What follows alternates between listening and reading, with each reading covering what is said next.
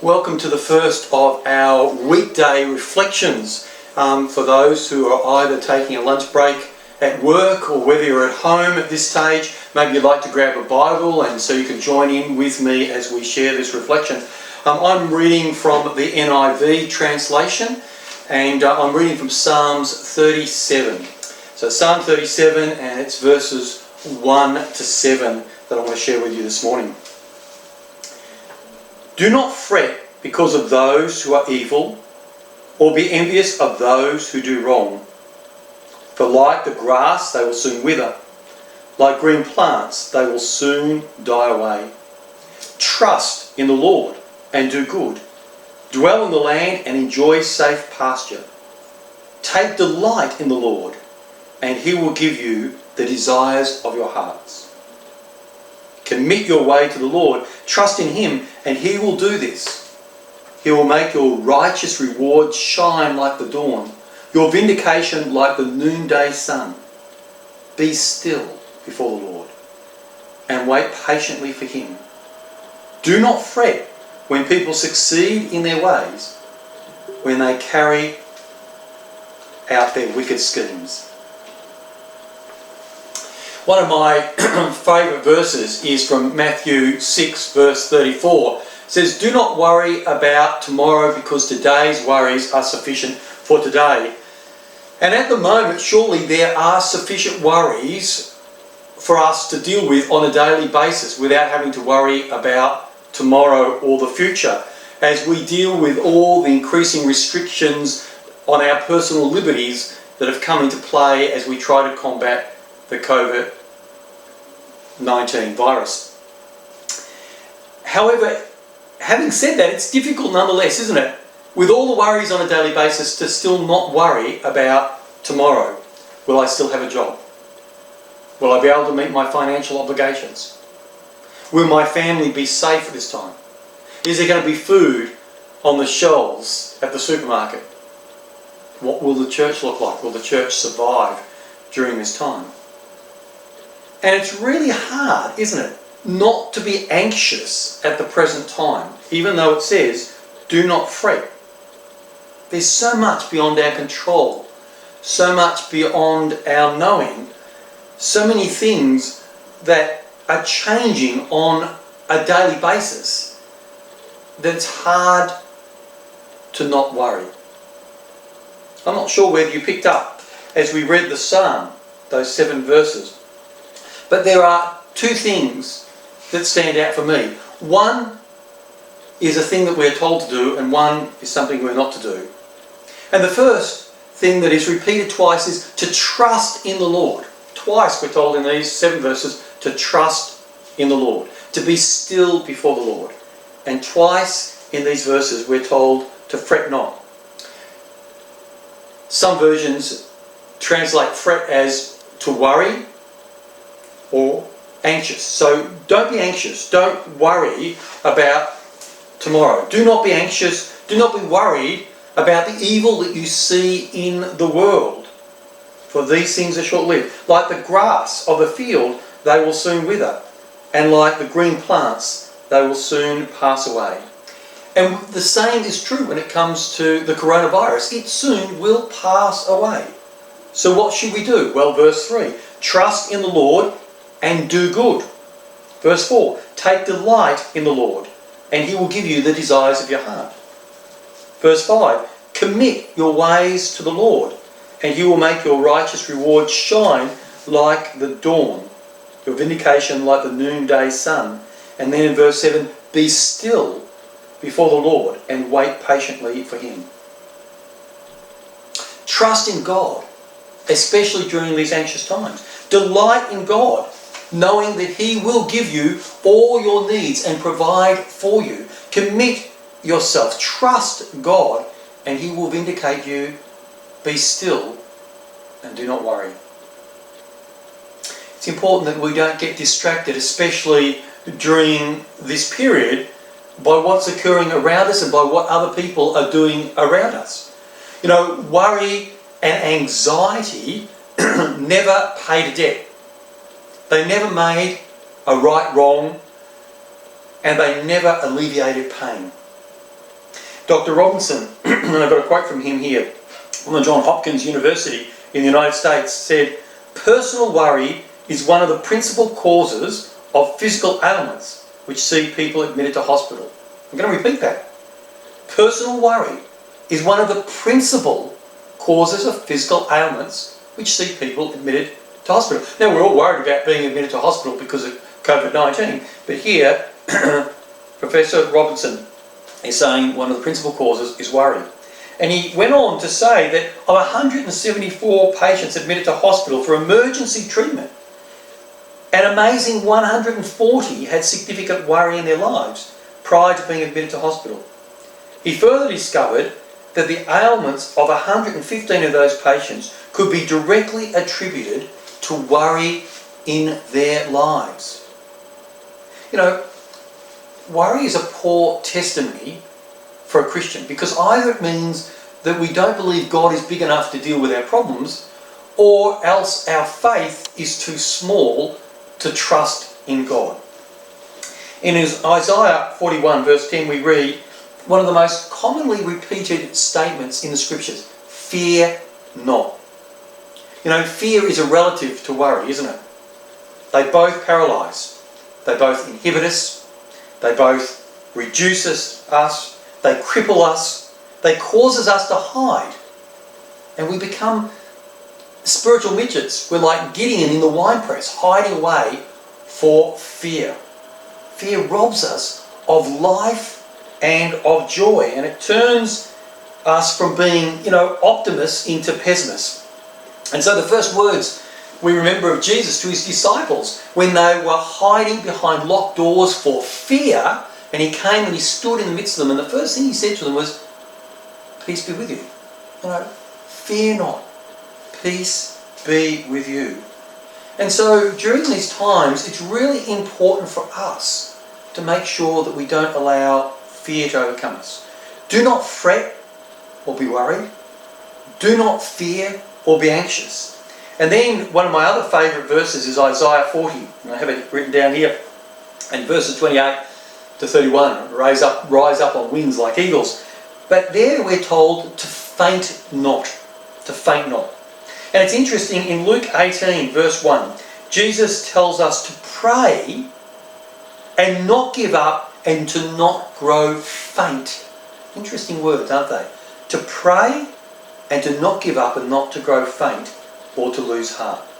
And the scriptures have much to say about perseverance and about faithfulness. Spurgeon once said, "The snail reached the ark by crawling a centimetre at a time and not giving up." And we've all been the beneficiaries of great people of faith who have refused to give up even against overwhelming odds. Noah Webster laboured for 38 years creating the Webster Dictionary. Leonardo da Vinci spent 10 years on his famous painting of the Last Supper. And sometimes he was so engrossed, so absorbed by what he was doing, that he wouldn't eat for an entire day. And when we are short-sighted, we can become so overwhelmed by what's happening, because that's all we can see in front of us. We just see what is currently happening, what's occurring around us. And so we need to learn, as did the disciples, to look beyond the cross and suffering, to look even beyond the grave, and to rejoice in the hope that is the resurrection. The current danger, I suspect, that we all face at this present time is that we move from fretting and worrying to outright fear and panic, some of which we've seen in the panic buying in shops that have seen supermarket shelves stripped bare. But the real danger is when we move from, fretting and worry to fear and anxiety, is that we then move to a state of paralysis. We begin to faint. We become overwhelmed by all that is going on around us, and we simply give up. William Wilberforce was discouraged in the early 1719 when he just suffered another defeat in his 10-year battle against the slave trade in England. And he was so discouraged he felt like giving up. He was fainting away. He was wearied by it all. And during that time of frustration, he opened his Bible. And as he did so, a paper flitted out from his Bible in between, a small piece of paper.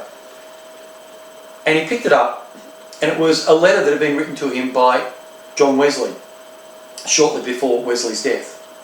And Wilberforce read it again, and this is what it said: "Unless the divine power has raised you up, I see not how you can continue. Though through your glorious enterprise of opposing that abominable practice of slavery, which is the scandal of religion, of England, and of human nature. Unless God has raised you up for this very thing, you will be worn out by opposition of men and of devils. But if God is for you, who can be against you? Are all of them together stronger than God? Oh, be not weary of well-doing. Grow not faint of well-doing. Go on in the name of God and in the power of his might." And so what John Wesley was saying to Wilberforce was, fret not, fear not, and certainly faint not, but trust in God and be still before God. Be still in his presence. Finally, in Jeremiah 2, verse 32, we're reminded to forget not. And in the midst of worry and despair, it's so easy, isn't it, to lose sight of God. We're so busy running around, taking care of things, trying to manage what it seems beyond our control. And it's interesting, in the book of Judges, we read on 7 occasions the Israelites forgot God and they all did what was right in their own eyes. And every time it led to disaster. How quickly we human beings forget God's mercies and his grace towards us. In 1923, Japan was struck by a major earthquake. And it was what was called by the New York Tribune at the time the greatest disaster in recorded history. The devastation covered 45,000 square miles, including 5 major cities, with a combined population of 7 million people. Every building in Yokohama was destroyed, every building. And 3/4 of Tokyo was burnt. 300,000 people died. More than we saw perish in the Boxing Day tsunami. And of course, we then read there was 2,500 people in 2,500,000, or 25, I should say 2.5 million people alone who were left homeless. 2.5 million people. Major disaster in 1923. Disease, despair overwhelmed the nation. And who do you think in the world responded during that time? Which nation was the first to respond? The United States of America. They responded by sending food and clothing and medicine and medical workers by the shiploads. The American Red Cross alone collected, as I read here, $10 million to alleviate the suffering. $10 million. This is in 1923. That was a huge amount of money in 1923. And the Japanese were so grateful that their national newspapers ran headlines saying, "Japan will never forget the generosity of America. Japan will never forget." But Japan did forget. 18 years later, just 18 years later, they repaid the American kindness that they said that they would never forget by bombing Pearl Harbor. I came across this following article recently. He brushed his teeth twice a day. The doctor examined him twice a year. He slept with the windows open for fresh air. He stuck to a diet with plenty of fruit and vegetables. He golfed, but never more than 18 holes. He got 8 hours sleep every night. He never smoked, drank, or lost his temper. He exercised every day. Everyone thought that he would live to be 100. His funeral was yesterday, and he was just 53. He is survived by 18 specialists, 4 health institutions, 6 gymnasiums, and numerous manufacturers of health foods and drugs. He remembered everything except God. He remembered everything except God. And he lived as though this world was all there was. It's good to remind ourselves, especially during these uncertain times, not to forget God. To remember not to forget God. And to forget what God has done for us, especially as we are in this Lenten period and as we move towards Easter. And not to forget what God is doing in our midst, even now. Fret not, fear not, faint not, and forget not. And while those things remind us of what we shouldn't be doing, we shouldn't be fretful, we shouldn't be fearful, we shouldn't be fainting away, we shouldn't be forgetful. We're also reminded in this psalm of what we should do, and that is to trust God, to be faithful. And when faith reigns in our hearts, fretting takes a back seat. Fear vanishes, fainting and giving up are no longer options, and forgetting becomes impossible. So during these strange and indeed difficult times, may you be strong in your faith and remember what God has done for you and what God is doing for you. And in these difficult times, may you simply trust in God and be still before the Lord. Let us pray. Heavenly Father, we thank you for the faith that we have in you and for all that you've done for us on the cross, and for the great hope that we have in the resurrection to life. That you are the first fruits of those who have fallen asleep, and that we shall be resurrected with you in the day of your coming. So Lord, may we hold firm to the faith that we have in you, knowing that the coronavirus and all the problems we face at the moment will fade away, but your words are eternal. So may our trust be forever in you. In Jesus' name, amen. Thank you for joining us, and I look forward to you being back with us on Wednesday for the next of our reflections. Blessings.